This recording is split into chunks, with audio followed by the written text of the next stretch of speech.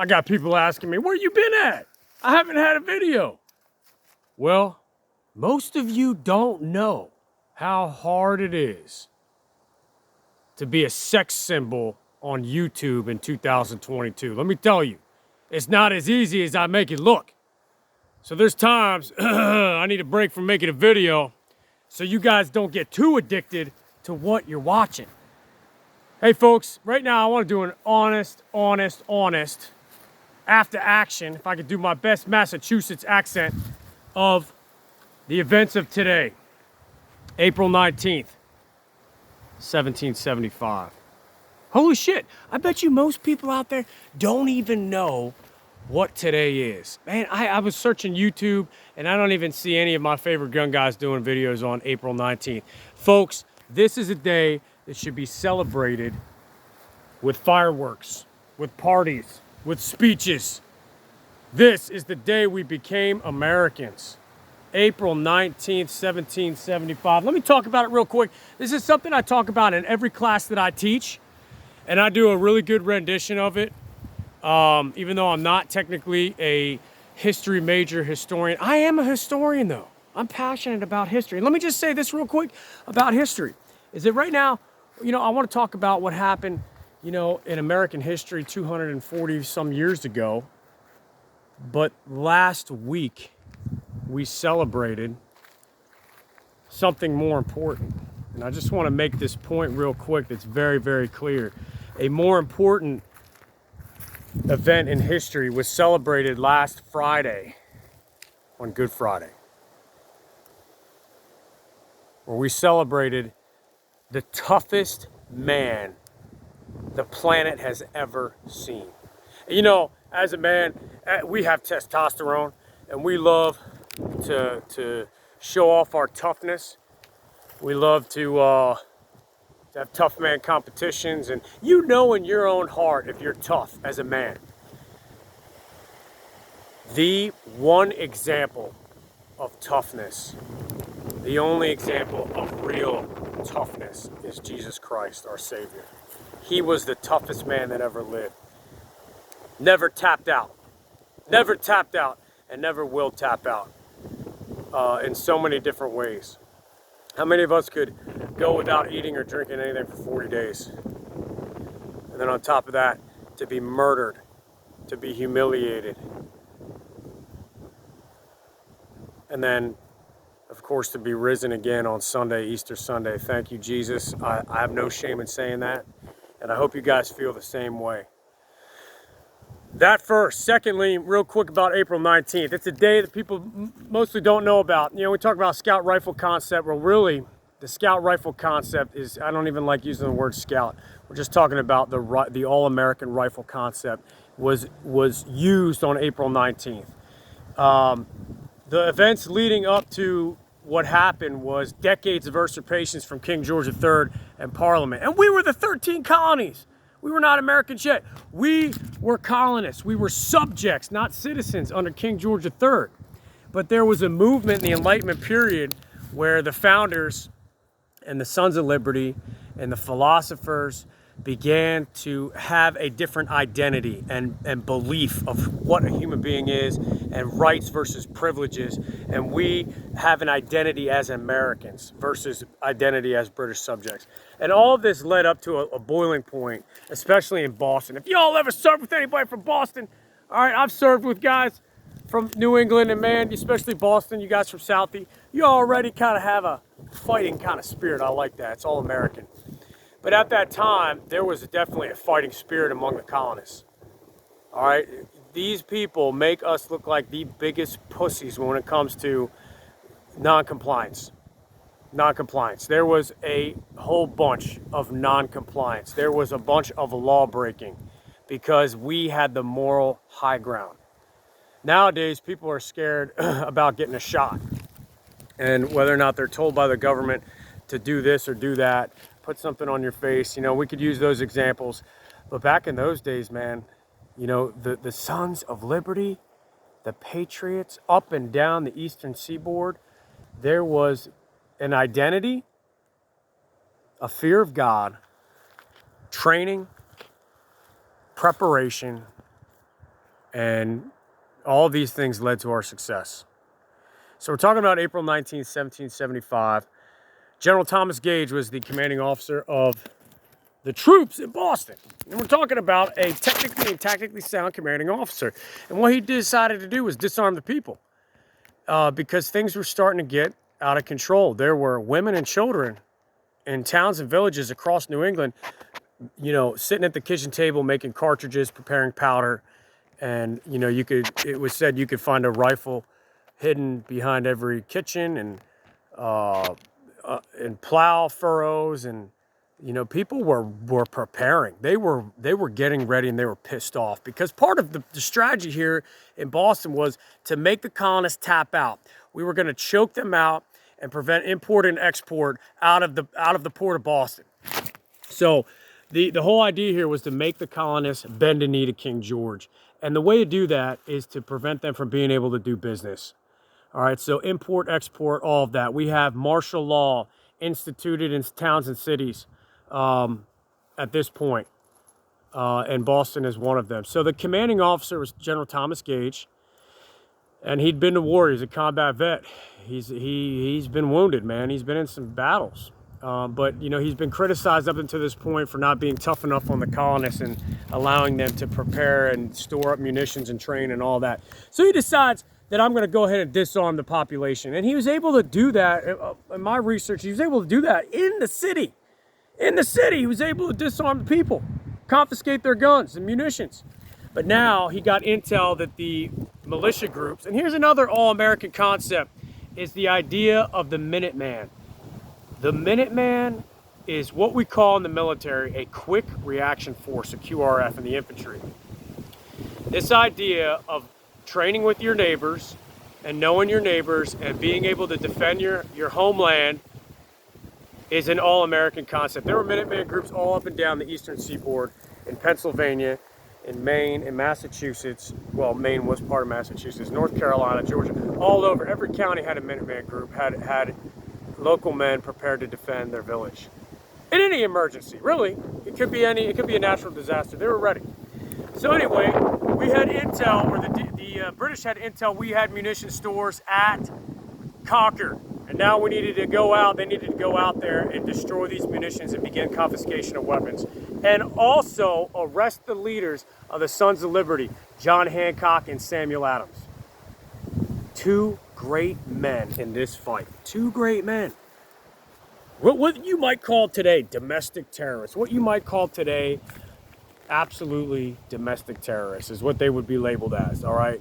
And, you know, Sam Adams, one adversary once said of him, he eats little, he drinks little, he sleeps little, but he thinks much.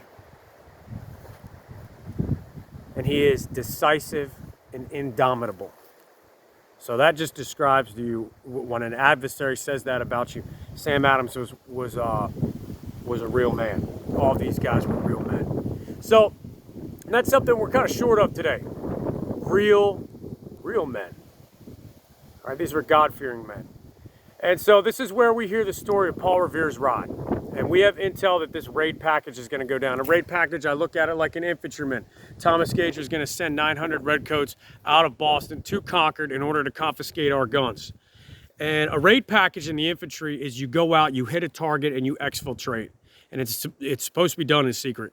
So this raid package is going to be executed. 2 if by land, 1 if by sea. We've heard the poem. Actually, in my classes, most people don't know about this day in history. It's not being taught. It's not something that's being taught in school, and if it is, it's very quick. And that is a crime. That's a shame. That's sad. This paints a picture of who we are as Americans today and always. We are defiant. We are the underdog. We are we fight for freedom. That's who we are. And we have courage. We stand up for what's right. Everything in this day paints who we are as Americans. So General Thomas Gage, the intel comes through. Paul Revere and several other riders ride throughout the night, and they warn the people that the British are coming. And we've heard this story. Maybe some of us haven't. But Paul Revere gets captured, but his mission is complete. And you know what we find is that he warns the people all the way down the road. And because of his efforts, and I know this video is going kind of long, but this is so important. I talk about it every class. Because of his efforts, at 6 a.m. the next morning, 77 men stood on Lexington Green and drew a line in the sand. And they were fathers, they were sons, they were brothers, they were uncles, and they stood there as the most powerful force in government marched around the corner with bayonets gleaming and drums beating, ready to do the devil's work. And they stood there, and this is where history was made. Lexington Green, about 6 a.m. in the morning. And there's a great book, April Morning, and there's a movie that was based off of the book, April Morning. Tommy Lee Jones, 1988. Great movie. I recommend you guys watch it. It paints this scene so well. It paints it so well. What a moment. A terrifying moment for these men as they stood there, 77. And you know what? We talk about scout rifle concept. These militia groups at this point in time were not training once a month. They were training about 3 times a week. And they were using weapons that would be indistinguishable between what is a hunting arm and what is a combat arm. And that is really the scout rifle concept, is that, you know, you can hunt and fight with it. So AR-15, yeah, that's a scout rifle. Any rifle that you hunt with and that you also hunt people with if you need to. So 77 men stood there, drew a line in the sand, and this is the moment we became Americans. Whenever the colonel said, "Lay down your arms, you damn rebels." And guess what? They didn't do it. America was founded by lawbreakers. America was founded by lawbreakers. 77 guys who broke the law. They were not law-abiding subjects. They decided to stand and make a defiant gesture to the most powerful government on earth. So it was a Hollywood standoff. Colonel Pritchard, I think his name was, you know, yelled at them, "Lay down your arms, fix bayonets." And Captain John Parker, the leader of that group of men, told his men, he was a combat vet, French and Indian War, and he told these guys, these farmers, these guys, he said, "Look, don't fire unless fired upon, but if they mean to have a war, let it begin here." By God, if we didn't hear a shot ring out. And nobody knows from which side to this day. Now, in the movie, they depict it being an American hidden in the bushes, but we don't know for sure. But what we do know is that's called the shot heard around the world.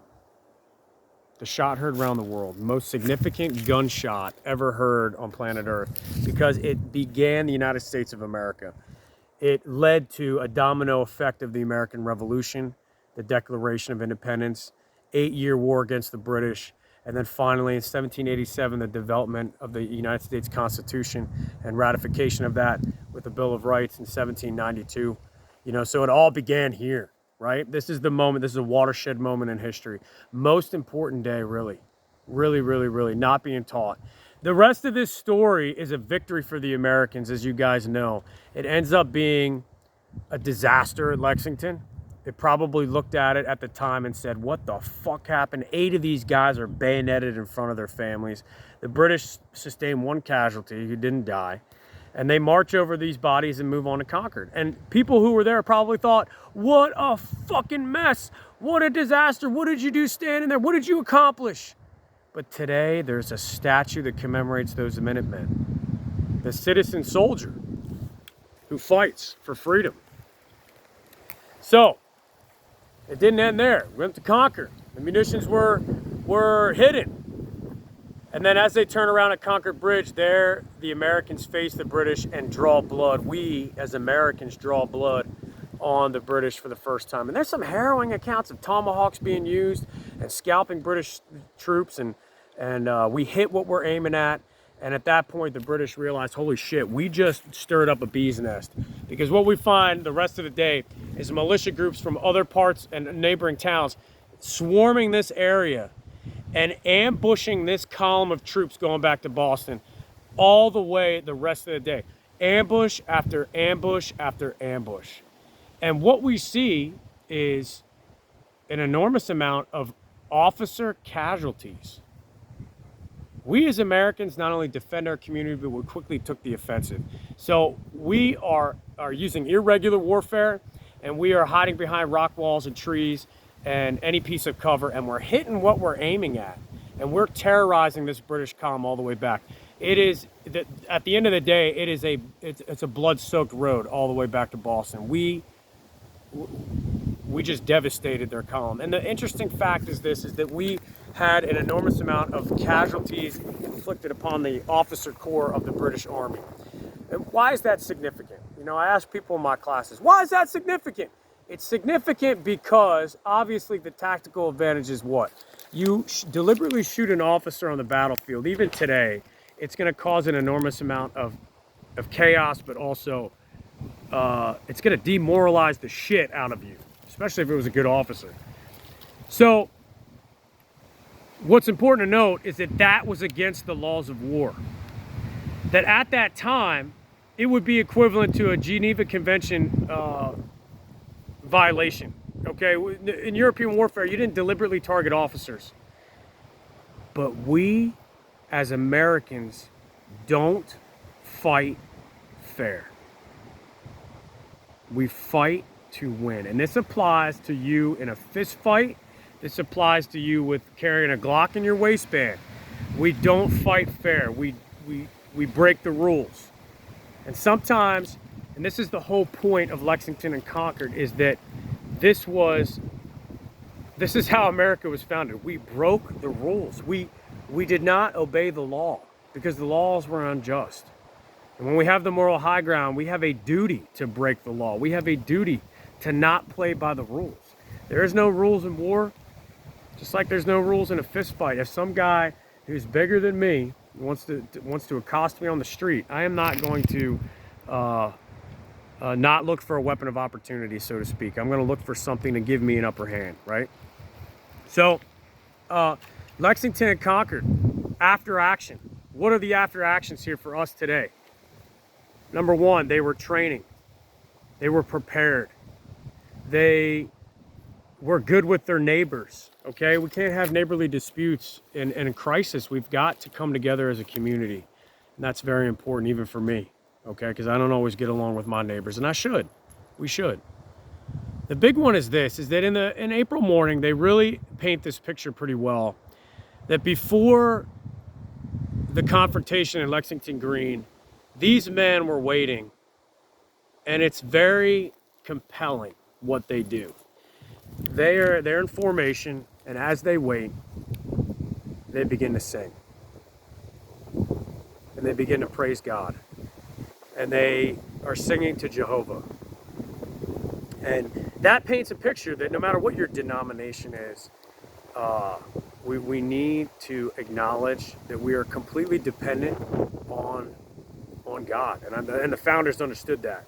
That's why I wear this shirt right here, Appeal to Heaven. This is a war shirt. This is a Revolutionary War flag. And it just is a reminder that these men were not atheists. You know, they acknowledged a higher power that had everything to do with our victory.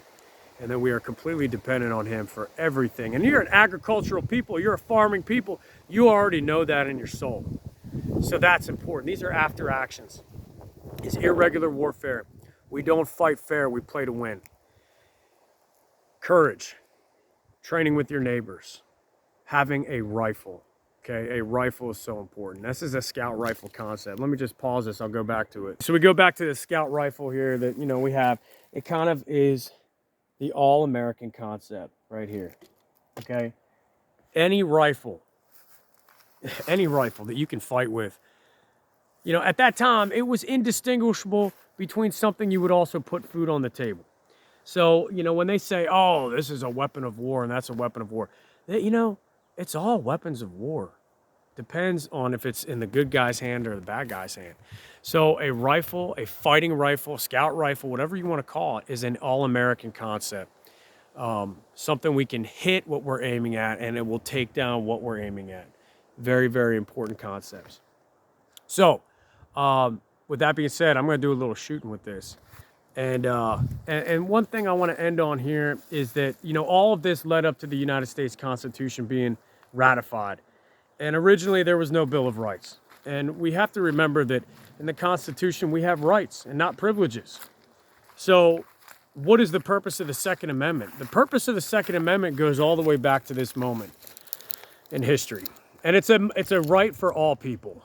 It's a right for black people and white people and Hispanic people. If you're an American, we protect those rights here. So they're given to you by God. And the purpose of the Second Amendment is this. You know, our Constitution is full of checks and balances, folks. And I carry it in my pocket. It's something that I can, you know, carry in my pocket. It's easy for the common man to read and understand right here. Okay? I don't have to be a lawyer to understand this. I swore an oath to defend it. And, you know, that's an interesting concept, is that why don't we swear an oath to defend the people of the United States? Instead, we swear an oath to defend a document, a piece of paper, words. Why? Why? Because ideas are dangerous. And these ideas in this Constitution are formulated off of experience of human nature. And the founders understood human nature, that bad people often ascend to power. So this document is full of checks and balances to protect your freedom against that eventuality. That bad people will ascend to power. And this is full of checks and balances to protect your freedom. So at the federal level, we got the checks and balances of judiciary, executive, legislative. Then you come down to the states, and the states have checks and balances, right? We got a governor, we got a miniature republic right there, and then we got a state legislature, state Supreme Court, and the states can check the federal government, right? And then you go down to a local level. Local level, we've got what? An elected sheriff, an elected DA, prosecutor, and elected judges. Checks and balances all the way down to you. All the way down to you. To prevent bad people from taking your freedom. The founders understood human nature, and I talk about this in class. We have, especially in the 20th century, so many examples of tyranny killing people. Tyranny. You know, people say, "Oh, you say tyranny, you must be a psycho." Tyranny is just an old-fashioned word for totalitarian government. And what does that mean? Those people were murdered by their own government in the 20th century. Mao, Hitler, Stalin, Castro, and to this day, these people in these countries cannot own a weapon. Every time genocide was committed, gun control was a part of that. The founders understood all that. They did. So, what is the purpose of the Second Amendment? The purpose of the Second Amendment is this. We've got checks and balances all the way down from the state, and federal, and local level. And the final check and balance on all of that, because what if that all fails? The final check and balance is the rifle in your house. This is the final check and balance. Because the founders understood, what if wicked people ascend to the federal level? What if wicked people are at the state? What if the sheriff and the DA and the judges are corrupt? The final check and balance on all of that is the rifle in your house. And this was demonstrated on April 19th. Happy Patriots Day. And we'll see you guys later. Keep your head up, eyes up, and remember these men, these real men that defended our country. God bless you.